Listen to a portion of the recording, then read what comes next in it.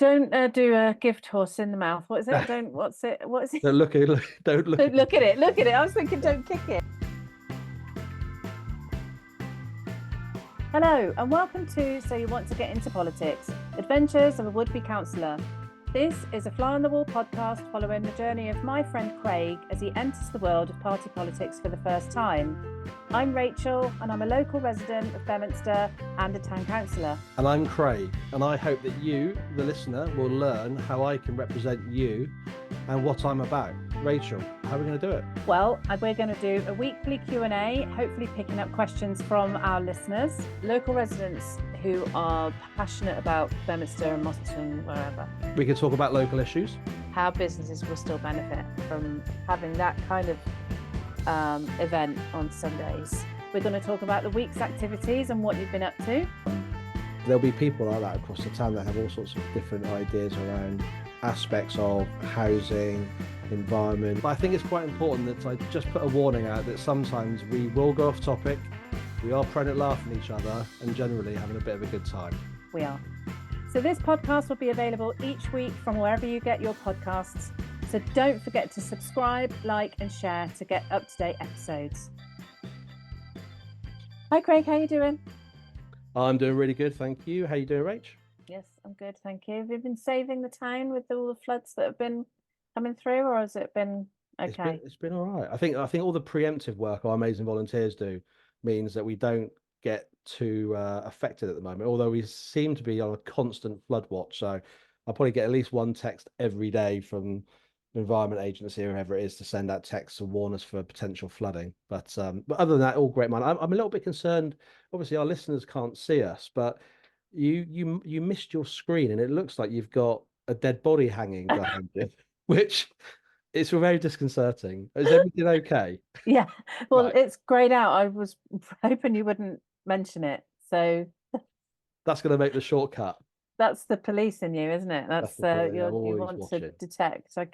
I could unblur the background, but it's not pretty. Let's not do that. Fine.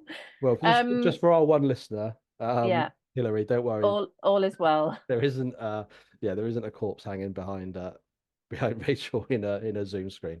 Anyway, let's move it swiftly on. Yeah, let's please. That was a blindside. Yes. Well, our weather, we've got this microclimate in Beaminster, haven't we? And we've had all sorts of this, the hail and all sorts of stuff. Anyway, let's not talk about the weather. It's boring. Yes. Did you meet Ed Davey? I believe he was around. He's been around, hasn't he? No, I didn't. Unfortunately, I would love to have met him. I missed Ed. I believe from social media, perhaps the weather beat him slightly. I do feel a bit sorry for him. It was pretty bad, but yeah, I think I saw one short video on Twitter of him just walking into the sea at West Bay. Not sure why. What, like Reginald Perrin? Literally just walked into the sea. You wouldn't know that reference, would you? No, I don't. I'm skipping over that. No, he just walked into the sea. I don't quite know. I know Sir Ed has a bit of a reputation for sort of, quirky gimmicks to try and catch attention. So maybe walking into the sea was one of them. And I think he visited Wash and Pool Farm shop and made a dad joke about orange carrots, which, okay, fine. Oh. I was in the post office, so I didn't bump into him in the post office, funnily enough. Shocker. No, he kept well away from the post office. But no. I'm sure it was an enjoyable experience for the people that are obviously working hard for the Lib Dem candidates in the area to meet Sir Ed. So no, unfortunately, I missed him, but I hope he enjoyed the West Dorset weather this week. Yeah, it's good. Well, what a shame. That was his loss then, wasn't it? If he didn't get to meet you, Craig. Oh, why he didn't come to Beaminster, I don't know. I know. Absolute jewel in the Dorset crown. Yeah. And he didn't come to see us. Come on. Disappointed. Come on, Sir Ed. Yeah. When you listen to this, make sure you come back and see us. Absolutely. Well, yeah, I won't go that far. I'm joking. Of course, you're always welcome, Sir Ed. We have had a couple of messages coming in, but I'm going to ask one question to you from Shirley Samways. Hi, Shirley, if you're listening. Hope you are. Shirley has posed a question. Yeah. I would like your views on the future of our square and if there are plans for it that will enhance our town. Okay. That's what Shirley So asks. that's a good question. Thank you, Shirley. And I know I kind of know where Shirley's coming from on this, because I've met Shirley and we've discussed the square in the past, actually, a little while ago. So Do you want to just tell the listeners who Shirley is? Shirley Samways is one of our fantastic local businesses. She is one of the co-owners of the Trading Post Cafe just off the square, and one of the oldest, I believe, one of the oldest businesses in Beaminster. Obviously, there's Mm. probably a couple businesses that are older in the sense that they've been in existence for hundreds of years, but in terms of an individual person and her husband who have run the calf, I think she's one of the oldest businesses to be here. So there you go. Bit of an Okay. interesting fact. Yeah, Local that is candidate knowing interesting. the local might be completely wrong. She might be like, no, I'm not. Anyway, so that's Shirley. So great local calf to visit if you're in the area.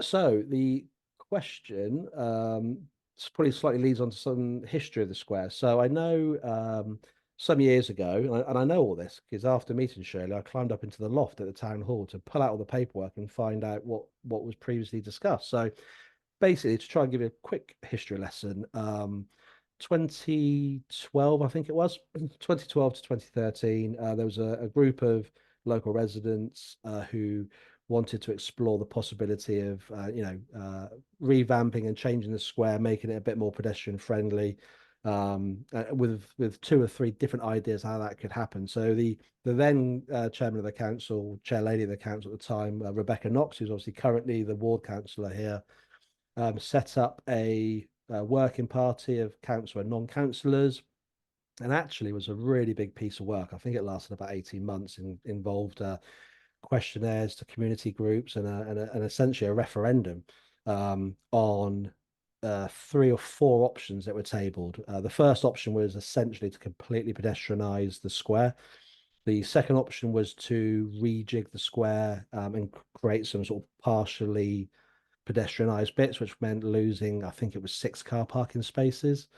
Um, a third option was quite similar, if I remember rightly, and then the last option was basically to leave it as it is.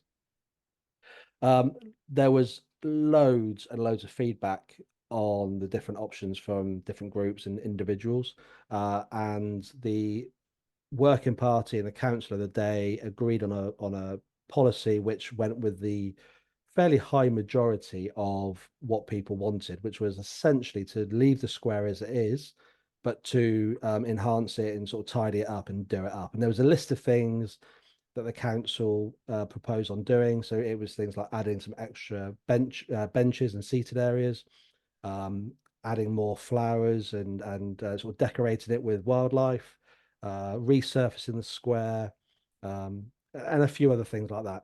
So that was adopted by council, and over the years we've done that. I would suggest. In fact, the last thing, and I only found this out by pulling out the box at the attic. The only thing that we hadn't really done on the square was, which was a recommendation, was to plant some trees. So the 2 trees that have appeared on the square last year, which I'm really personally really pleased about. I know some people didn't like the boxes, but they've weathered in now, so they look a bit better. Mm, But the they do look nice. the 2 trees that appeared was the last bit of that enhancement, which I was really pleased to get done. And obviously they're both sort of memorial trees for the late Queen and the King's coronation, and a local resident that donated some money for that purpose. So in terms of the list of things that was adopted by the council of the day, we've pretty much done all those things now. Um, and actually, on the trees, the reason we actually put the trees into planters rather than planting them was for 2 main reasons. One, in those planters, they're easier to move. So if we have sort of big events in the square in the future, we can literally pick the trees up, move them out of the way, Mm. use the square for a public event, and then put the trees back afterwards. Yeah, it's a brilliant idea.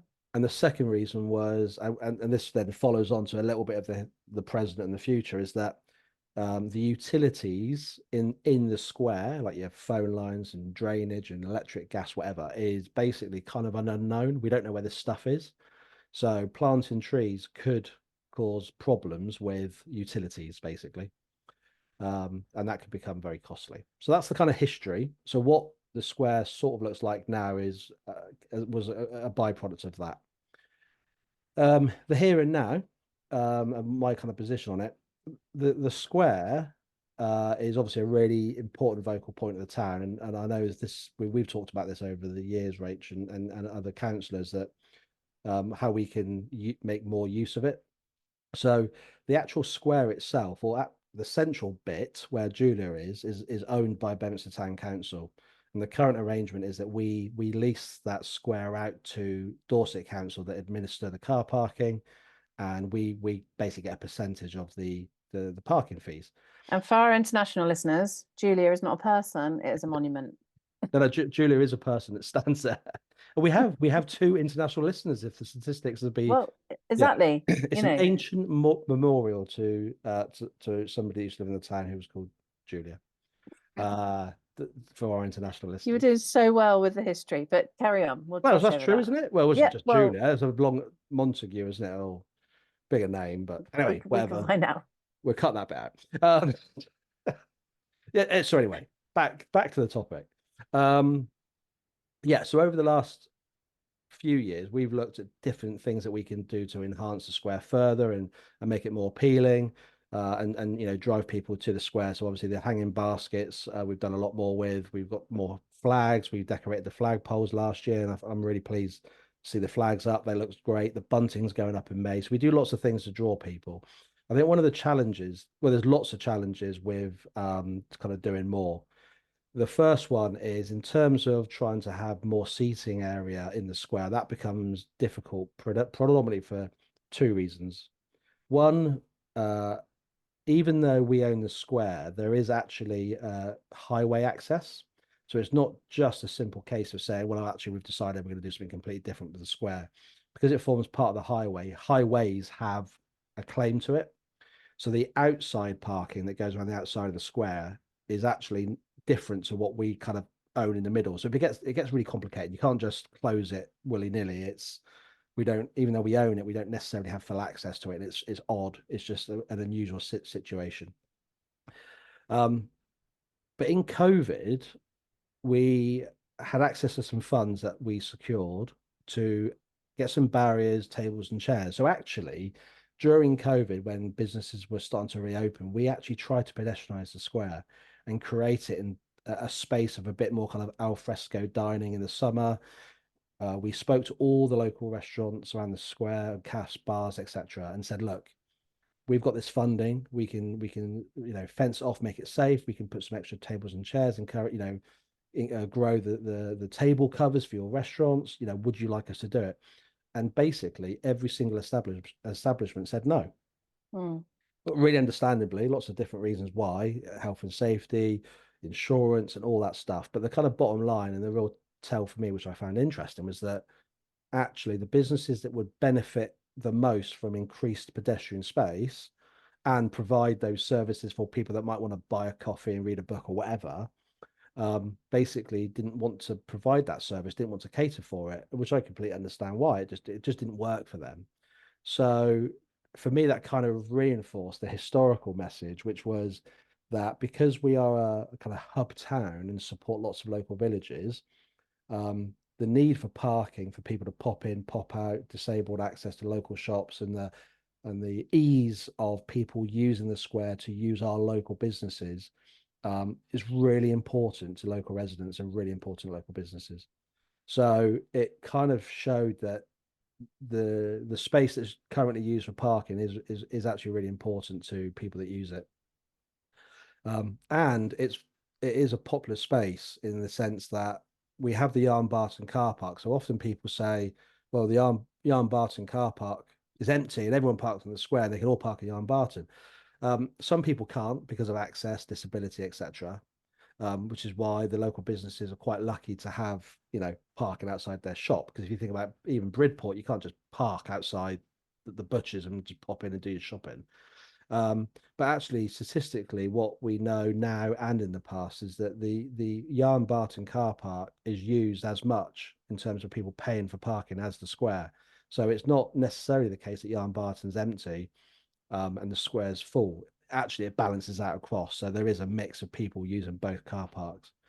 But then look into the future, I I recognise that the square is like a real historical vocal point. In recent years, we've obviously, you and I, Rachel, have organised and hosted jubilees and coronations. Historically, Beaminster Festival's done the same. It's a real space that people like to use, and I think that the future use of the square should be promoting that even more. So very recently, I've spoken to a couple local businesses that provide services around things like markets. So in the past, we used to have a Sunday French market on a Sunday. I'm really keen on trying to reintroduce those sorts of uses for the square, maybe a Saturday afternoon or a Sunday when a lot of the businesses are closed, because that would increase footfall and more trade to people like Shirley's Cafe. So I'm really keen on doing more stuff like that. And if we can do more stuff like that with local businesses, local farmers, local producers, I would really want that to be kept local. So I definitely think there's lots we can do in the future. But going back to the first point I made, the square, the central part of the square is actually owned by Beaminster Town Council. So the leading point would be for Beaminster Town Council to kind of decide how that space is used in the future. But absolutely, as the local kind of councillor, if the public drive that conversation and want to do something different, and the town council want to use their space in a different way, I'd 100% support that. Okay. So yeah. I'll just stop you there. So I want to ask a question about the Sunday bit of the market. I know that's a sort of pick up on that because I'll come back to that. But also, while you were talking, I Googled the memorial. Okay. You're going to correct me. And it's the Robinson Memorial. Not This Montague. is this Sorry. is on historicengland.org, so Yeah. must be true. This memorial was put up in memory of Elizabeth Julia Robinson of Parnham in the style of a covered market cross. It has an inscription. This memorial erected by Vincent Joseph Robinson, CIE 1906. There we go. So it's called Julia because it's in memory of Elizabeth Julia Robinson. Anyway, just felt like we should get that done. It's an Edwardian thing. Yeah. Thanks for that. No, you're right. You're welcome. But the other thing I was going to say, actually, no, sorry, you asked me a question. Yes. Go on. You said that you thought that that you're looking to maybe reintroduce these Sunday markets so that businesses like Shirley could benefit. Yeah. But I'm jumping in before you get a barrage of, well, we're shut on a Sunday. Yeah. Could you explain why a Sunday? Because I think there's a reason why it can't be a Saturday, isn't there? And also how businesses will still benefit from having that kind of event on Sundays. Yeah. What's your thinking on that? So the reason we would talk about Sundays or Sunday markets rather than Saturdays because we're not allowed to have a Saturday market. So the reason that, part of the reason that we're obviously a market town is that many, many, many years ago, all the local towns were given kind of market status and when they can have markets. So our kind of designated market days by like King Henry VIII or whoever it was is from memory, I think it's a Thursday and a Sunday. So Bridport is Wednesday and Saturday, hence the reason they have their market on a Wednesday and Saturday. So we would have to have our market on a Thursday or a Sunday. The main reason I would probably lean towards a Sunday instead of a Thursday is because obviously the main square's open and we know it's busy with our local businesses, and it might be a bit challenging. And I'd suspect that more people would probably attend a Sunday than a Thursday. How it would benefit local businesses would be in part down to local businesses and how they would welcome this idea. So I guess first of all, obviously, you are quite right. A lot of the local businesses obviously close on a Sunday, but maybe if increased footfall and people coming to Beaminster on a Sunday directly meant that there was a business case for them to open, that they may choose to open. And I think anything that we looked at doing would need to be in like partnership with local businesses. So we have, we do have our kind of informal, like once a quarter get together with local businesses for them to feed into us. So actually, one of the reasons I'm thinking and talking, exploring this is because local businesses have come to our meetings and talked about these things and ideas on how we can promote the town. So it would be a collaboration. And I think indirectly it'll benefit businesses in the wider town because if we can attract more footfall and people to visit Beaminster on a Sunday and they come along and they think, oh, this looks really nice, there's local pubs and etc. and so on and so forth, there's more chance they may come back and visit again. So I think there's an indirect benefit too. And we can look at other examples of stuff that we've done in recent years for the town's benefit, like the Scarecrow competition, which we're bringing back this year. Yes, scarecrows. So we know the Scarecrow competition, yes, it's good fun. It's a little bit of banter. Local community love it, engage with it. But we also know from it through the competitions that we run and the Scarecrow trail that we plot out that I think the last time we had the Scarecrows, 260 people entered the competition. Yeah. So that's 260 people that have walked around our town.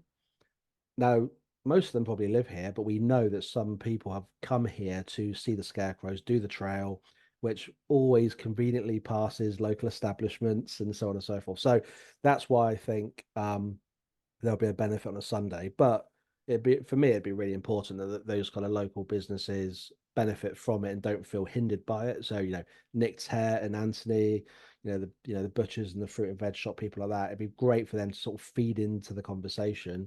But at the end of the day, it's about for me, it's like the bigger picture and, enhancing the town and bringing more people here, which for the benefit of like all those sort of businesses, really. Brilliant. One of your key points that you've been working towards is the neighbourhood plan. Yes. Is this linked to that? Is there some, can you, Yep. is there some synergy between what you've just been talking about and what your hopes are, what your aims are with the neighbourhood plan? Could you tell us a little bit more about that? Yeah, no, massively. I think there is. I think talking about the neighbourhood plan and the importance of a neighbourhood plan, it's not, I think I've touched on this in previous podcasts, it's not the most interesting thing to talk about as a candidate for local elections, but I think it's one of the most important things because it does define kind of everything about our town. So actually, part of my answer to Shirley's question, which is like the future of Beaminster, I'm talking about what I think would be good for us and, talking to local businesses and everything else. But actually, it doesn't matter what I think. It's what the town thinks, and a neighbourhood plan gives a voice for the town to shape what Bedminster will look like for the next 10 years and beyond. So, volunteers, local business owners, members of the public, community groups joining the work that I'm leading on the neighbourhood plan means that those community groups will feed into the conversation. I'm saying I think we should do a Sunday market, but you know what? If enough people came forward as part of the local plan or neighbourhood plan and said, well, actually, we'd like to change how the square's shaped. We'd like to do these sorts of things and whatever it may be. That's the point of a neighbourhood plan. It gives a community the voice and the ability to shape what the town looks like, how houses are built, what type of employment we're going to have here, the houses that we build, who they're for, how public space looks, all that stuff, literally everything is fed into into a neighborhood plan. Then it's agreed by the population by referendum. So yeah, I think it's absolutely the neighborhood plan is pretty much in the middle of everything else that I talk about. Because if people like, obviously if Shirley and other members of the community have some really good ideas that how they can improve the town, the neighborhood plan is, I think, the best vehicle to do it. So it's absolutely front and center of everything we talk about. I went along to my first neighbourhood plan meeting a few weeks ago because I hadn't attended any of the others because it's gone a bit quiet, hasn't it, for a while, and then you've sort of ramped it up again over the last 6 to 12 months, I suppose. It might be a bit longer than that. And I attended one. If I'm really, really honest, I attended to make up numbers and be representative of the council. Yeah.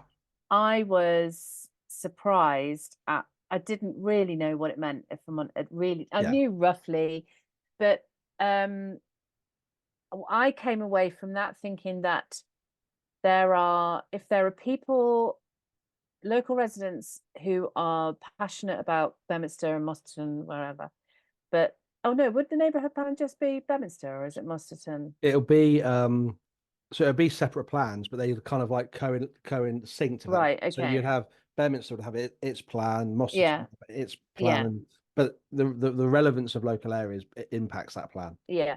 But what I was going to say was I think that I was pondering on the fact that there are a lot of passionate people in Beaminster who are passionate about their town, but don't necessarily want to join the council. Mm. But this is the ideal opportunity to have your say about what you want, isn't it? And to you know, Influence. without being on the council. Yeah, And I think that might be a bit too broad, but it did feel like, and I'm not sure people really understand what it is. no. So we Um, so at the sorry to cut you off, but yeah, no, you're right.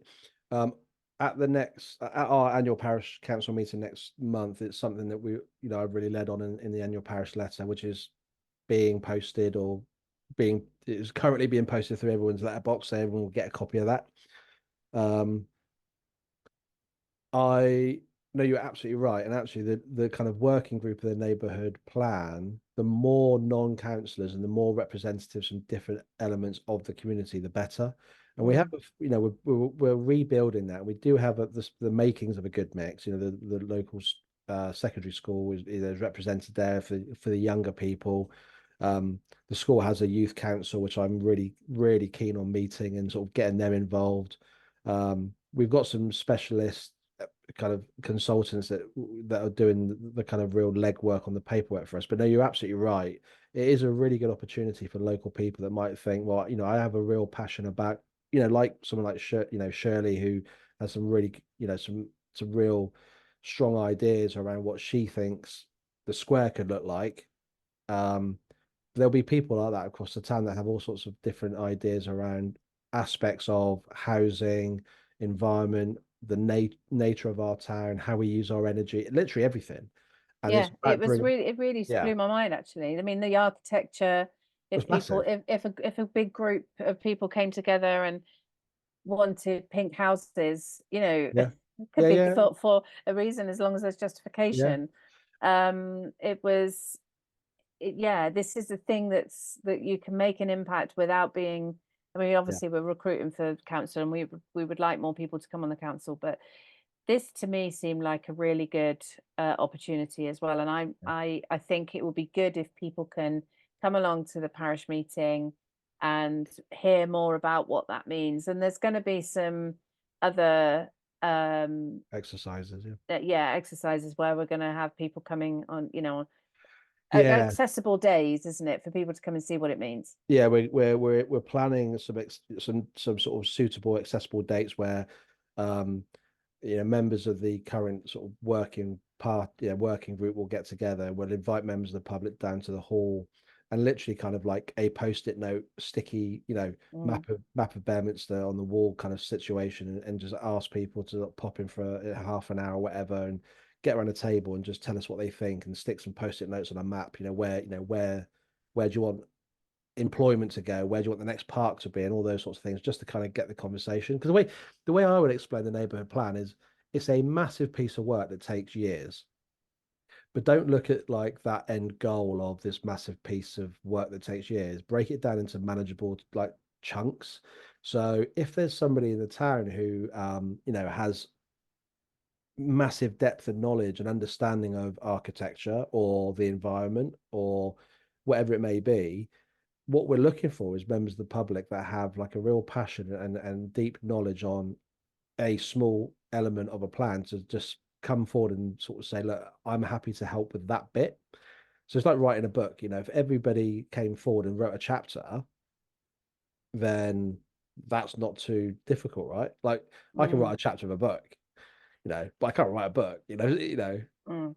It'd take me Yeah. forever and it's daunting. But if everybody came forward and just, wrote a chapter of the Book of Beaminster and maybe had a few people that helped with a few of the paragraphs, then we can Yeah. put that together. And that's what a neighbourhood plan is. Yeah. Well, I think that was good. I think it was good to be able to talk about the neighbourhood plan because it is important. I certainly understand it a bit more after going to that meeting, and again, Yeah. after you've just given that metaphor has been, beautifully summed up. Yeah. And Poetic. I think we'll leave it there. Yeah. Well, and Shirley, thank you for the question again. Hopefully I've kind of answered it to your to what you wanted from me. But I guess the last thing I'll say is it doesn't matter what I think, it's what you think. So join the neighbourhood plan and bring some people along with you. Absolutely, and come along to the Beaminster meeting if you can, the business of Beaminster meetings. Yes, absolutely. We'll be doing another one of those soon. Yeah. Okay. Thanks, Well, Rach. have a good few days, and Enjoy I'll your catch up Easter. with you. Yeah. Bye. Bye for now. So don't forget to subscribe, like, and share to get up-to-date episodes, which That's is got great. a good way of describing it. I just literally Yeah, made that up. that was very profound. It was, wasn't it? Yeah. Christ. Well, that's Keep that in. yeah. Don't cut that out. No.